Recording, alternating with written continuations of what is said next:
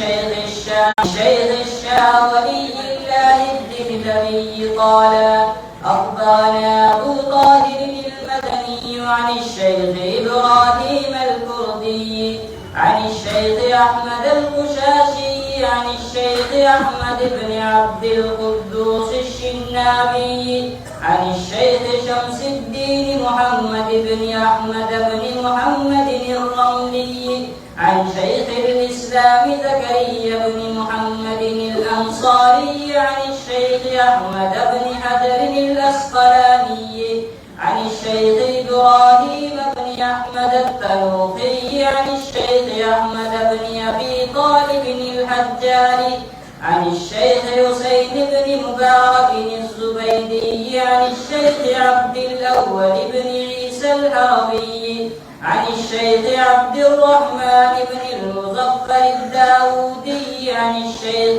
عبد الله بن أحمد السرخسي عن الشيخ محمد بن يوسف الفربري عن الشيخ الإمام الهمام الحافظ الحجة أمير المؤمنين في الحديث أبي عبد الله محمد بن إسماعيل بن إبراهيم بن المغيرة الجعفي اليماني البخاري رحمه الله تعالى. اللهم انفعنا بعلومه وعلومهم وعلومكم آمين يا رب العالمين. أنه قال: باب قول الله تعالى: ونضع الموازين القسط ليوم القيامة وأن أعمال بني آدم وقولهم توزن.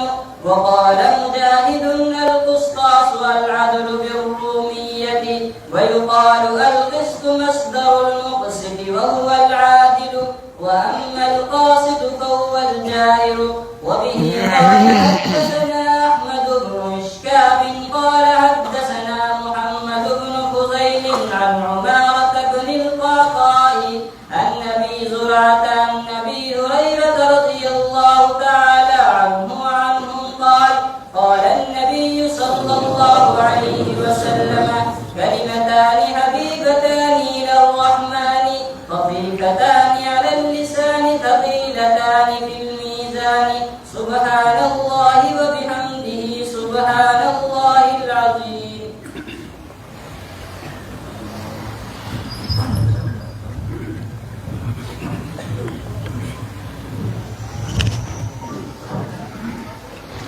السلام عليكم ورحمة الله وبركاته.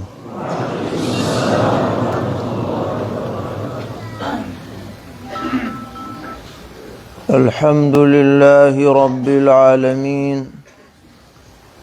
أشهد أن لا إله إلا الله وحده لا شريك له، وأشهد أن سيدنا ومولانا محمدا عبده ورسوله، صلى الله تبارك وتعالى عليه وعلى آله وأصحابه وذرياته أجمعين.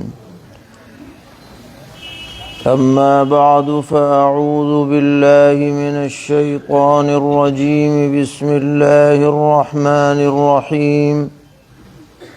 ونضع الموازين القسط ليوم القيامة فلا تظلم نفس شيئا وإن كان مثقال حبة من خردل أتينا بها وكفى بنا حاسبين. صدق الله مولانا العلي العظيم.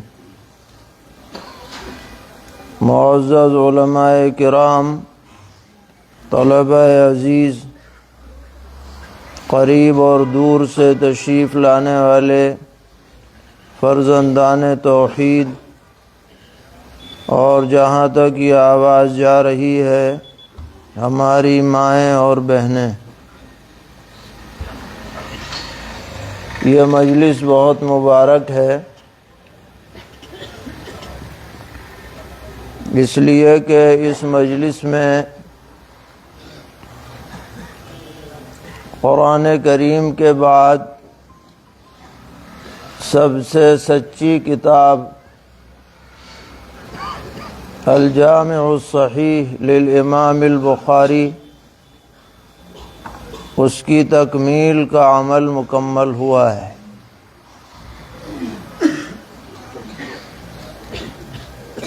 اللہ تعالیٰ نے اس کتاب کو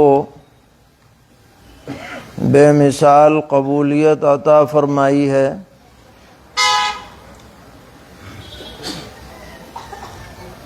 ساری دنیا میں یہ پڑھائی جاتی ہے، اور جب تک اس کتاب کو آدمی نہ پڑھ لے اسے عالم ہی نہیں سمجھا جاتا۔ اگر کوئی شخص تمام کتابوں کو پڑھ ڈالے مگر بخاری شریف نہ پڑھے تو اسے ہمارے عرف میں عالم نہیں سمجھا جاتا، چاہے کتنے ہی ذہین و فطین کیوں نہ ہو۔ اللہ تعالیٰ نے اس کتاب کو یہ قبولیت عطا فرمائی ہے، اور یہ قبولیت کیوں حاصل ہوئی؟ اس لیے کہ حضرت امام بخاری رحمۃ اللہ علیہ نے اللہ تعالیٰ کی رضا کے لیے اور دین صحیح کے تحفظ کے مقصد سے یہ کتاب جمع فرمائی ہے،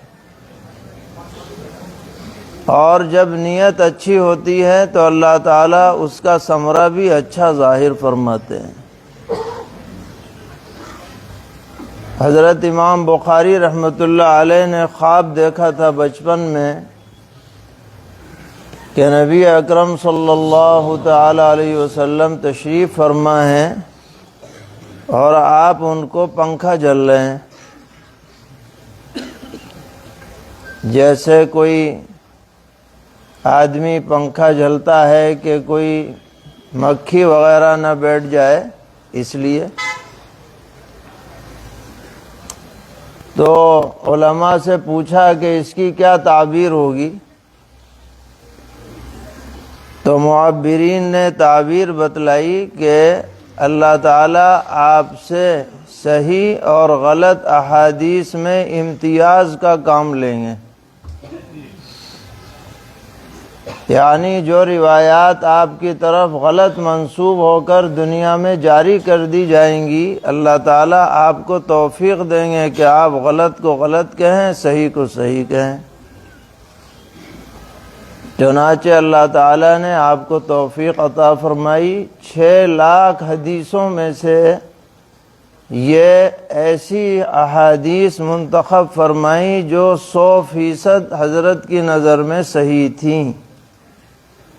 16 سال میں یہ کتاب لکھی گئی، اور اس کا مسودہ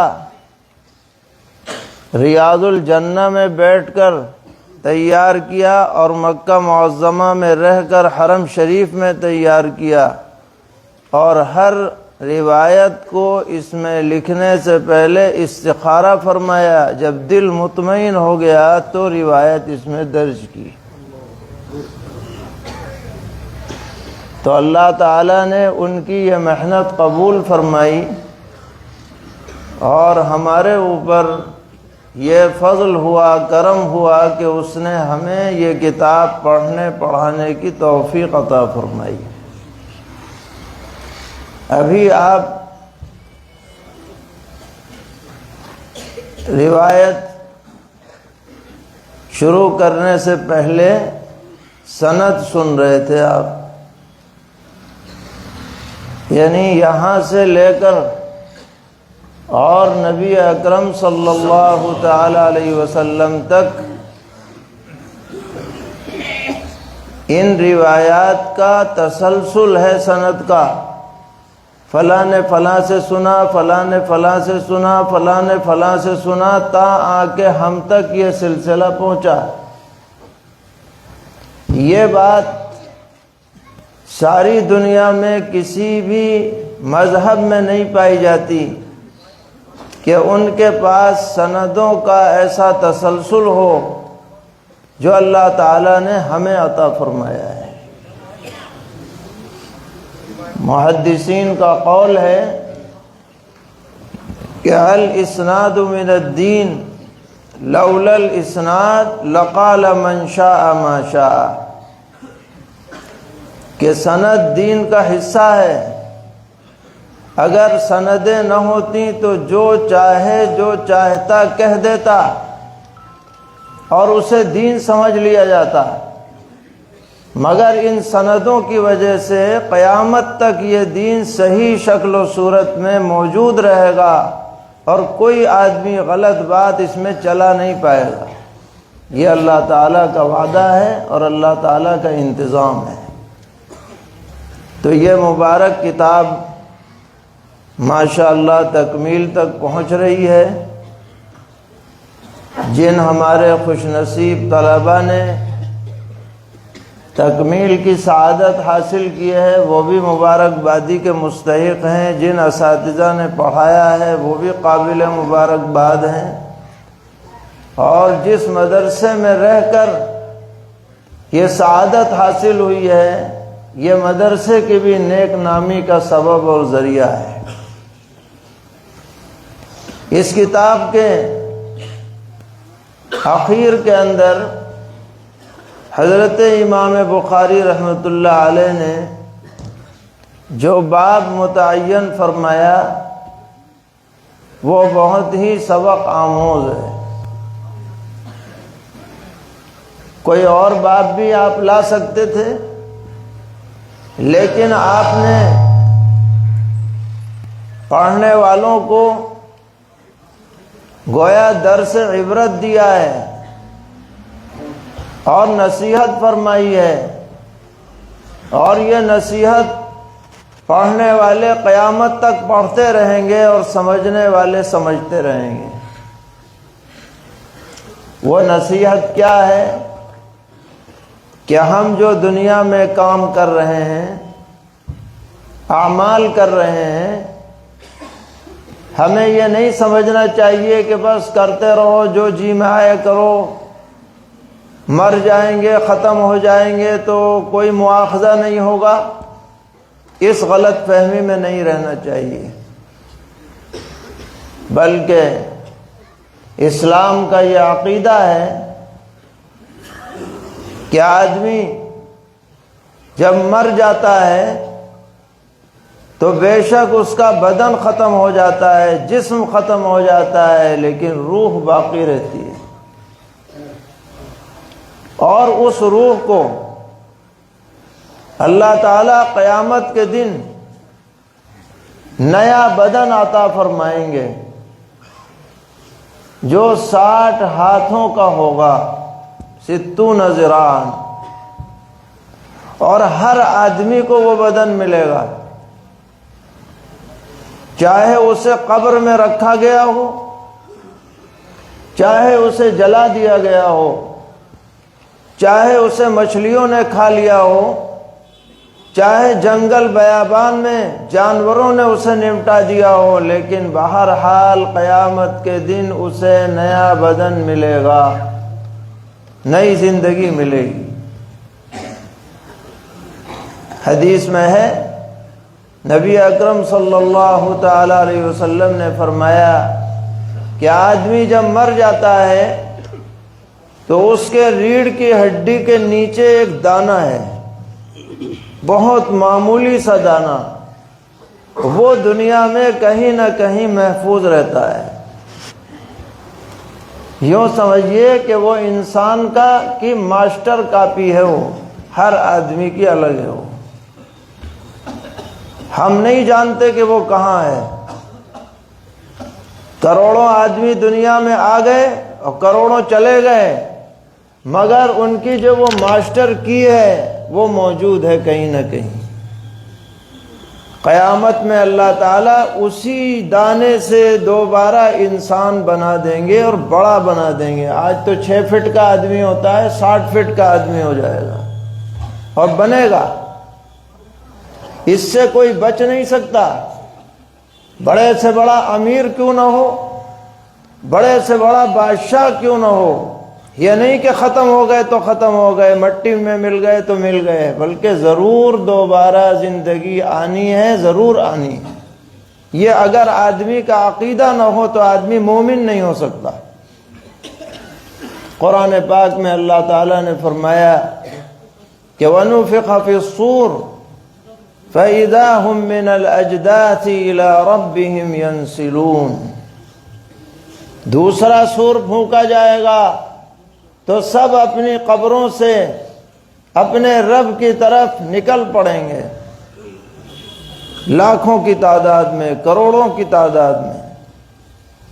قالوا یا ویلنا من بعثنا من مرقدنا، کفار اور بد عمل کہیں گے کہ ہائے، ہمیں کس نے ہماری قبروں سے اٹھا دیا، ہم تو مر گئے تھے، اب یہ زندگی کیسی؟ ہم تو دنیا میں اس زندگی کا انکار کیا کرتے تھے، اب زندگی ہو گئی، دیکھ رہے ہیں زندہ ہے۔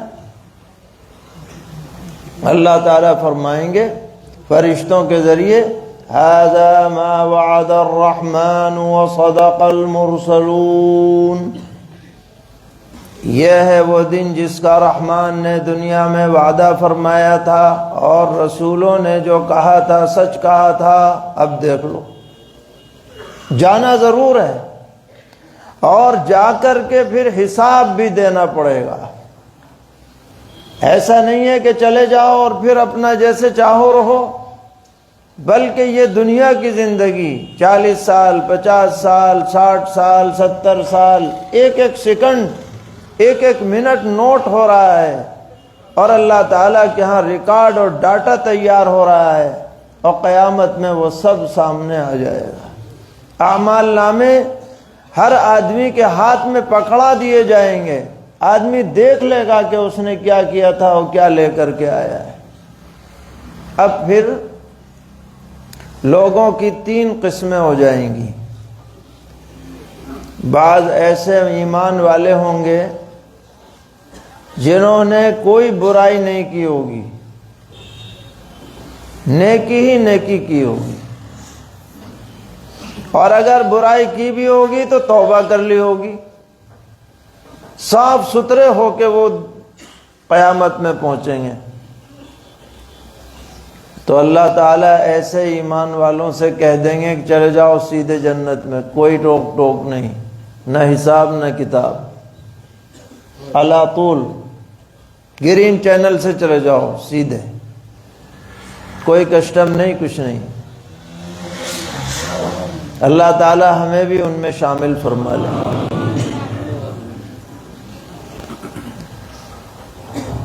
اس کے بعد دوسری قسم ہے ایسے کفار جو ایمان نہیں لائے دنیا میں، اور انہوں نے کوئی نیکی بھی نہیں کی، ایمان بھی نہیں لائے، نیکی بھی نہیں کی، بس برائی ہی برائی ہے ان کے پاس، نیکی کچھ ہے ہی نہیں کسی طرح کی بھی، نہ دان دلیا، نہ کوئی حسن اخلاق، نہ کچھ، صفر ہے۔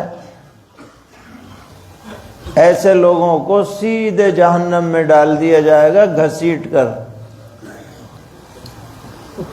کہا جائے گا چلے جاؤ، تمہارا کوئی موقع نہیں ہے۔ اس کے بعد بچیں گے 2 طرح کے لوگ،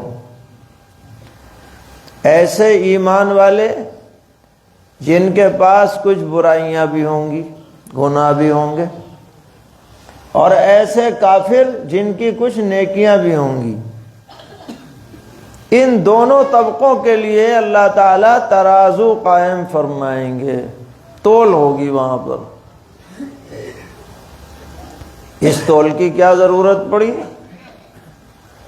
تاکہ مومن کے لیے جنت کا درجہ مقرر ہو۔ کون سی منزل پہ رہے گا؟ 100 درجے ہیں جنت کے، اب اس نے برائیاں کر رکھی ہیں تو اتنے ہی درجے گھٹتے چلے جائیں گے جتنی برائیاں ہوں گی۔ زیادہ برائیاں ہیں تو نیچے کا درجہ ملے گا، تھوڑی برائیاں ہیں تو اوپر کا درجہ ملے گا۔ یہ طے ہوگا، اس میزان سے درجہ طے ہوگا۔ اسی طرح جہنم کے درجات ہیں، کوئی خطرناک قسم کی جہنم ہے بہت زیادہ، کوئی اس سے کم ہے، کوئی اس سے کم ہے۔ کافروں میں ان کا درجہ طے ہوگا کہ یہ کس درجے میں رکھا جائے۔ اب سوال یہ پیدا ہوا کہ ٹھیک ہے کوئی وزنی چیز ہے، اس کا وزن کیا جائے تو یہ تو بات سمجھ میں آتی ہے، مگر ہم کوئی عمل کر رہے ہیں، اس کا وزن کیسے ہوگا؟ یا زبان سے بات چیت کر رہے ہیں، اس کا وزن کیسے ہوگا؟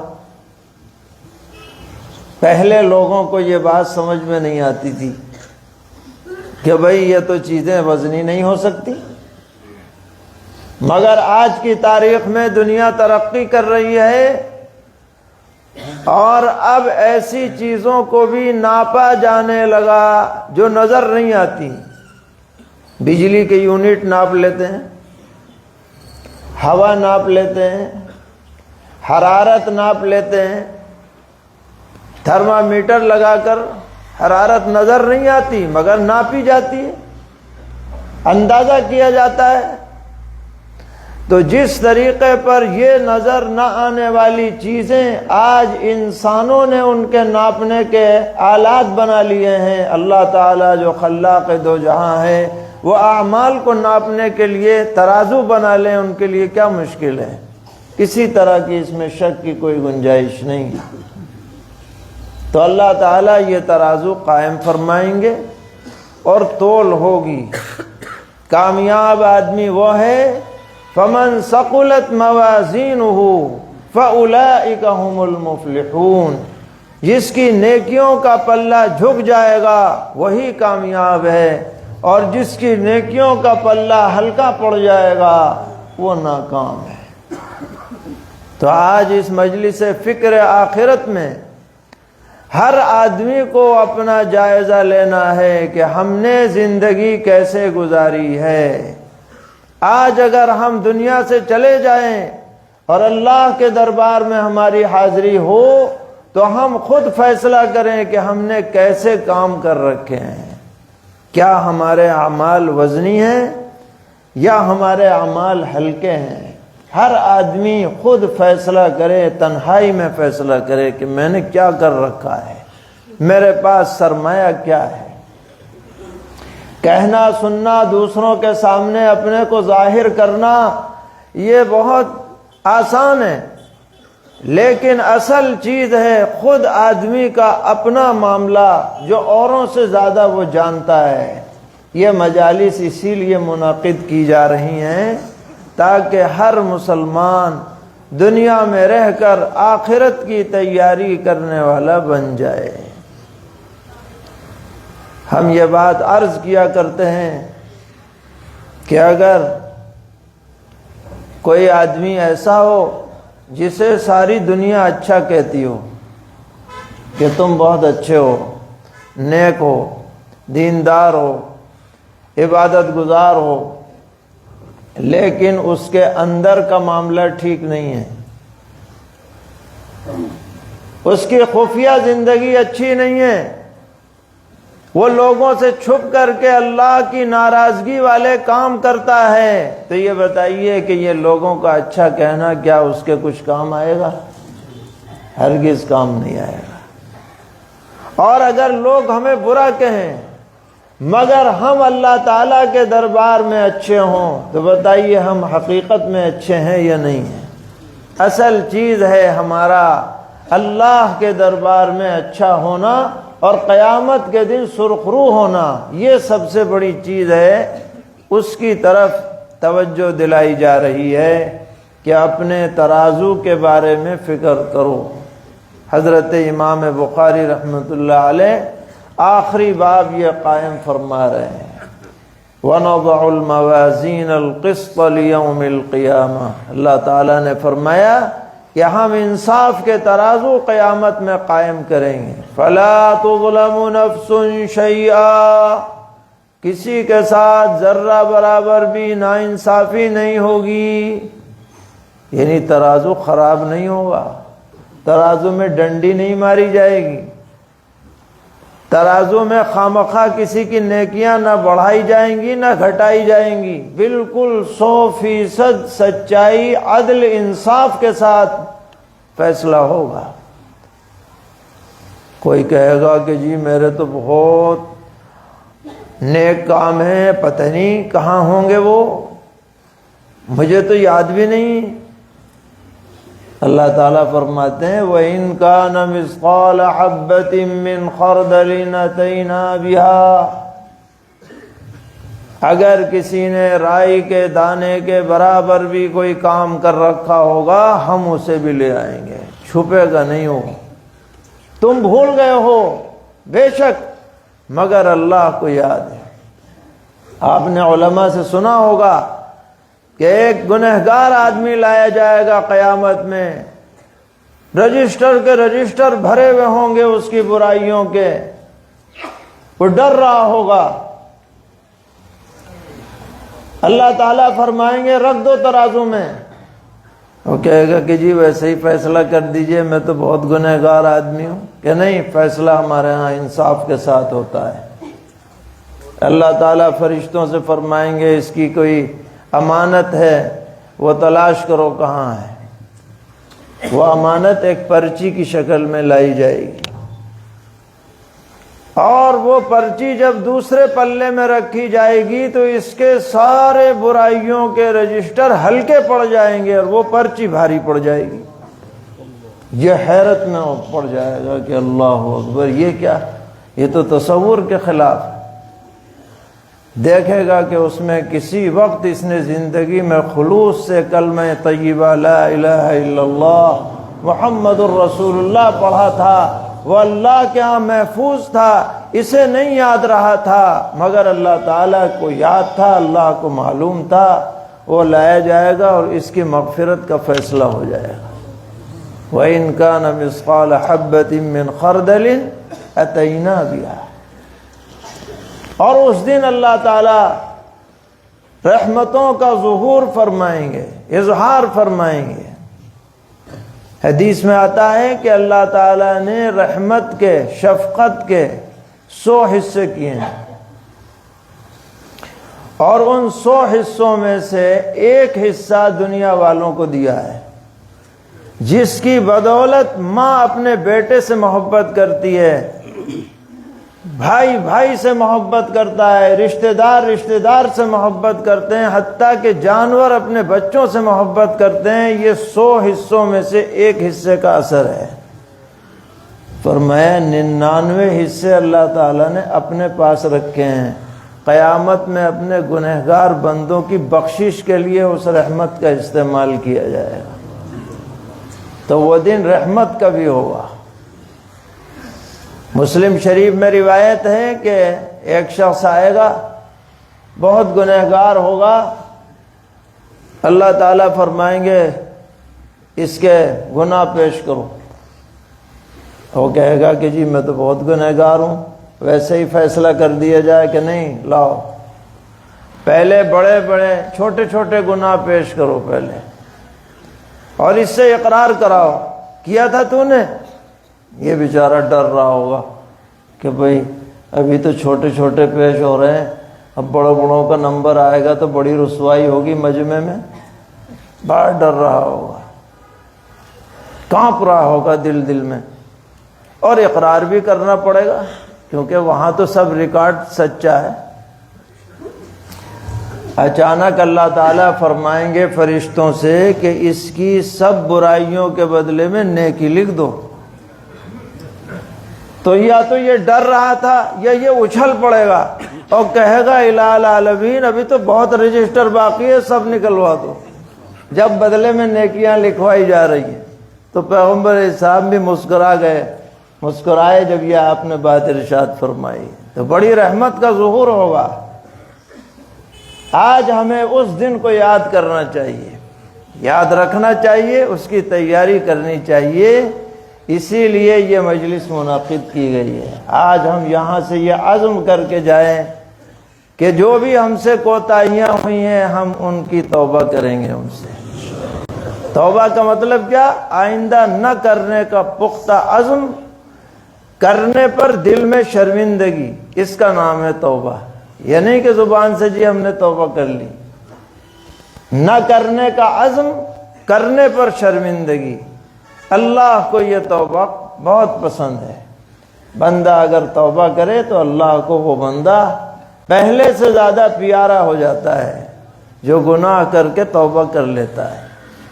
تو ہم سب توبہ کریں گے انشاءاللہ، آئندہ نہ کرنے کا پختہ عزم کریں گے۔ قیامت کے دن ہم سرخ روح ہوں اس کے لیے ہمیشہ فکر مند رہیں گے، اور اپنے گھر والوں کا بھی یہی مزاج بنائیں گے کہ ان کی نظر صرف دنیا پہ نہ رہے، آخرت پر رہے۔ حضرت امام بخاری رحمۃ اللہ علیہ نے یہ آیت پیش فرمائی، اس کے بعد حدیث پیش فرمائی، اور اس حدیث سے ثابت ہوا کہ قول بھی تولا جائے گا، زبان سے نکلی ہوئی بات۔ چنانچہ روایت جو آخر میں آ رہی ہے، سیدنا حضرت ابو ہریرہ رضی اللہ تعالی عنہ فرماتے ہیں کہ نبی اکرم صلی اللہ تعالی علیہ وسلم نے ارشاد فرمایا، کلمتان حبیبتان الی الرحمن، دو بول رحمان کو بہت پسند ہے، یعنی جو ان کلمات کو پڑھے گا اللہ کو محبوب ہو جائے گا، پسندیدہ بن جائے گا۔ خفیفتان علی اللسان، زبان پر بڑے ہلکے ہیں، کوئی محنت نہیں، مشقت نہیں۔ ثقیلتان فی المیزان، مگر جب انہیں رکھا جائے گا ترازو میں تو بڑے بھاری ہوں گے۔ کیا ہے وہ؟ سبحان اللہ وبحمدہ سبحان اللہ العظیم، اللہ کی ذات ہر عیب سے پاک ہے اور میں اس کی حمد و ثنا کرتا ہوں۔ اللہ کی ذات ہر عیب سے منزہ ہے اور وہ عظیم ہے۔ یہ کلمات آدمی پڑھتا ہے تو اس کی نیکیوں میں اضافہ ہوتا ہے، اجر و ثواب میں اضافہ ہوتا ہے، ایسا بندہ اللہ کا محبوب بن جاتا ہے۔ اسی پر یہ کتاب ختم ہو رہی ہے، تسبیح و تحمید پر اختتام، یہ حسن اختتام ہے، اس سے بہتر کوئی اختتام نہیں ہو سکتا تھا جو حضرت امام بخاری رحمۃ اللہ علیہ نے منتخب فرمایا اس حدیث کو آخر میں درج کرنے کے لیے، تاکہ پڑھنے والے، سننے والے، پڑھانے والے اپنی زبان کو اللہ کی تسبیح و تحمید میں مشغول رکھیں، تاکہ یہ زبان ان کے لیے اجر و ثواب میں اضافے کا سبب اور ذریعہ بن جائے۔ ہم لوگ بھی یہ ارادہ کریں کہ انشاءاللہ صبح شام سبحان اللہ، الحمدللہ، سبحان اللہ وبحمدہ سبحان اللہ العظیم، کم سے کم ایک ایک تسبیح ہم پڑھ لیا کریں۔ آپ اس کی برکتیں محسوس کریں، دنیاوی اعتبار سے بھی اور انشاءاللہ اخروی اعتبار سے بھی۔ بیچ میں حضرت امام بخاری رحمۃ اللہ علیہ نے القسط کا لفظ آ گیا تھا نا آیت میں، اس کی تشریح میں دو تین باتیں علمی انداز میں پیش فرما دی جو آپ کے اساتذہ نے بتائی ہوں گی کہ القسطاس یہ رومی زبان کا لفظ ہے جو عربی میں آ گیا، اور القسط جب اس کا فاعل قاسط آتا ہے تو یہ ظالم کے معنی میں، اور جب المقسط آتا ہے تو عادل اور منصف کے معنی میں۔ یہ عربی زبان کی خصوصیات میں سے ہیں۔ اصل جو مقصود ہے حضرت امام بخاری رحمۃ اللہ علیہ کا، وہ آخرت کی طرف توجہ دلانا اور میزان عمل کو سچا صحیح ثابت کرنا، یہ اصل مقصد ہے۔ اللہ تعالی ہم سب کو دنیا اور آخرت میں عزت و عافیت سے سرفراز فرمائیں، ہر قسم کے شرور سے محفوظ رکھیں۔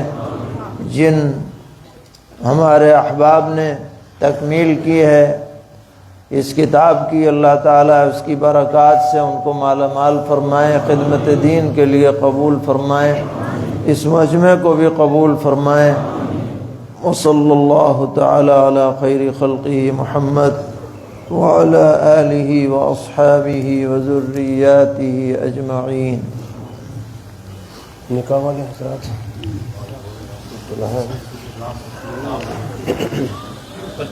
امجد اسلم آگے آتے الحمدللہ وکیل ہیں امتیاز گواہ محمد امین اور مامون